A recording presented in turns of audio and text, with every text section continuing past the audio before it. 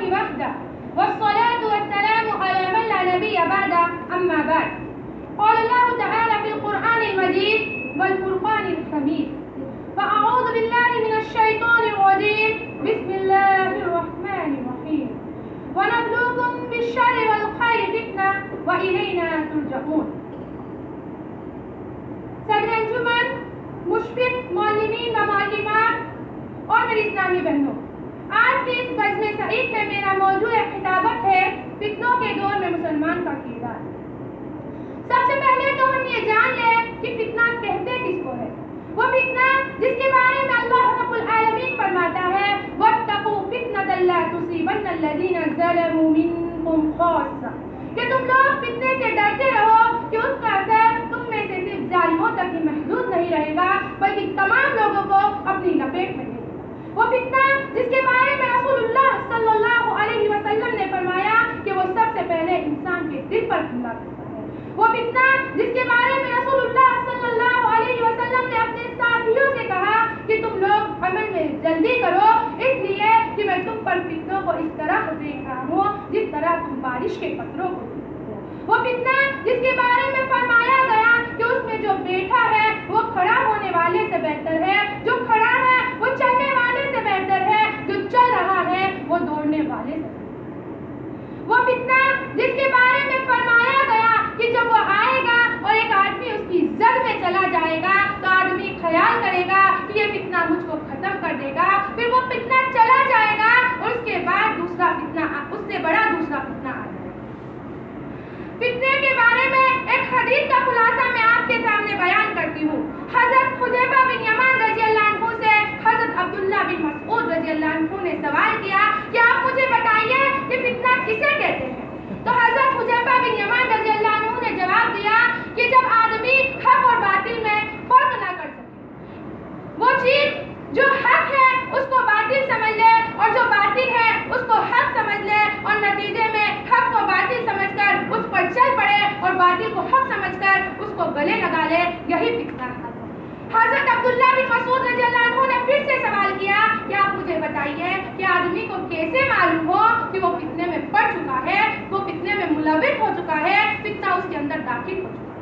تو حضرت حذیفہ بن یمان رضی اللہ عنہ نے جواب دیا کہ جب آدمی کو چاہیے کہ وہ اپنے آپ کو ٹٹولے، اپنے آپ کو چیک کرے اور اسے معلوم ہو جائے کہ وہ چیز جس کو پہلے وہ حلال سمجھتا تھا اب حرام سمجھنے لگ گیا، یا وہ چیز جس کو پہلے حرام سمجھتا تھا اب حلال سمجھنے لگ گیا، تو وہ جان لے کہ وہ فتنے میں پڑ چکا ہے، فتنہ اس کے اندر داخل ہو چکا ہے. معزز سامعین کرام، آپ اور ہم جس دور سے گزر رہے ہیں یہ دور سابقہ دور کے مقابلے میں انتہائی پرخطر ہے.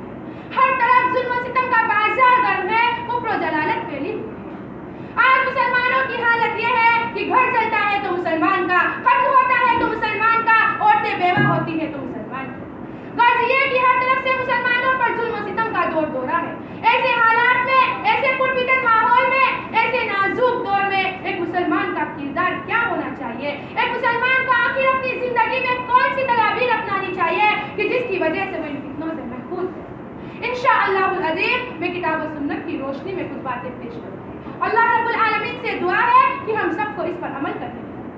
دیں. معزز سامعین کرام، سب سے پہلے تو ہر طرح کی آفات و بلیات اور فتنوں سے اللہ تبارک و تعالیٰ کی پناہ طلب کرنی چاہیے، کیونکہ اللہ کی ذات کے سوا کوئی ذات ہے ہی نہیں جو ہمیں ان آزمائشوں اور فتنوں سے نجات دلا سکے. جیسا کہ ایک حدیث میں حضرت زید بن ثابت رضی اللہ عنہ سے مرتی ہے کہ اللہ کے رسول صلی اللہ علیہ وسلم نے فرمایا تعوذ باللہ من الفتن ما ظہر منہا وما بطن، کہ تم تمام فتنوں سے اللہ تبارک و تعالیٰ کی پناہ طلب کرو، ان میں سے جو ظاہر ہے ان سے بھی اور جو باطن ہے ان سے بھی. چنانچہ صحابہ اکرام رضی اللہ عنہم نے کہا نعوذ باللہ من الفتن ما ظہر منہا وما بطن، ہم تمام فتنوں سے اللہ تبارک و تعالیٰ کی پناہ طلب کرتے ہیں، ان میں سے جو ظاہر ہے ان سے بھی اور جو باطن ہے ان سے بھی.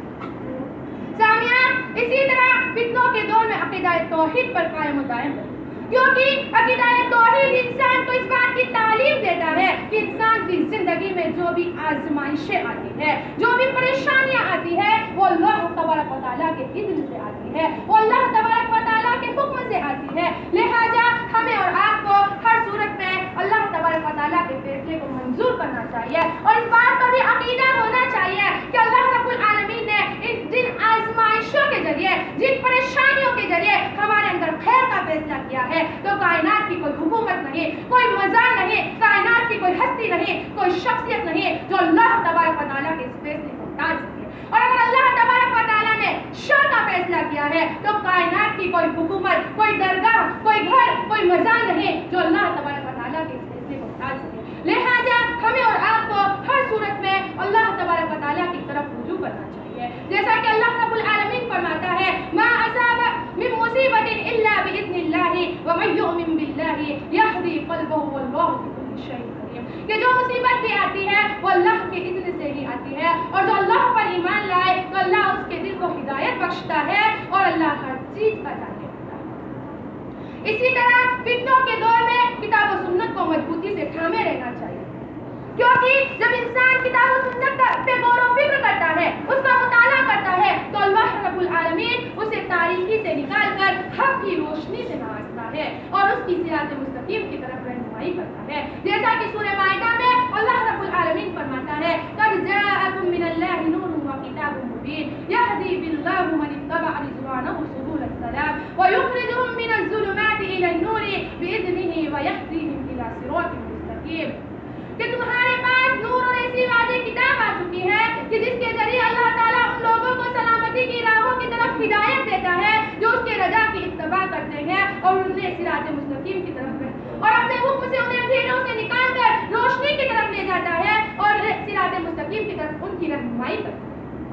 اور یاد کیجئے کہ حجۃ الوداع کے موقع پر جناب محمد رسول اللہ صلی اللہ علیہ وسلم نے صحابہ اکرام رضی اللہ عنہم سے کہا تھا ترکت فیکم شیئین لن تضلوا بعدہما، کہ میں تم میں دو چیزیں چھوڑ کر جا رہا ہوں، جب تک تم میری مضبوطی سے شامل رہو گے کبھی گمراہ نہیں ہوں گے، آندھیاں کتنی بھی آئے گی، طوفان کتنے بھی آئیں گے، پریشانیاں کتنی بھی آئے گی، اور وہ دو چیزیں کیا ہے؟ کتاب اللہ و سنتی، ایک اللہ کی کتاب اور دوسری میری سنت۔ اور ہوا بھی ایسا کہ صحابہ اکرام رضی اللہ عنہم نے اللہ کے نبی کی دی ہوئی اس نصیحت کو، اس تعلیم کو اپنی زندگی کا لاہیہ عمل بنا لیا، جب بھی اختلاف ہوا اس کو اللہ اور اس کے رسول کی طرف لوٹا دیا۔ لہٰذا اس دور کے مختلف فتنوں سے بچنے کے لیے ہمیں بھی کتاب اللہ کو مضبوطی سے تھام لینا چاہیے، جلد بازی سے اجتناب کرنا چاہیے اور ہمیں صبر کرنا چاہیے، ہمیں جماعت کے ساتھ رہنا چاہیے اور تفریقہ سے بچنا چاہیے۔ اب آخر میں اللہ تعالیٰ سے دعا ہے کہ اللہ تعالیٰ ہم سب کو حق جان کر اس کی پیروی کرنے اور باطل کو باطل جان کر اس سے اجتناب کرنے کی توفیق دے۔ وآخر دعوانا الحمد للہ رب العالمین۔ السلام علیکم ورحمۃ اللہ وبرکاتہ۔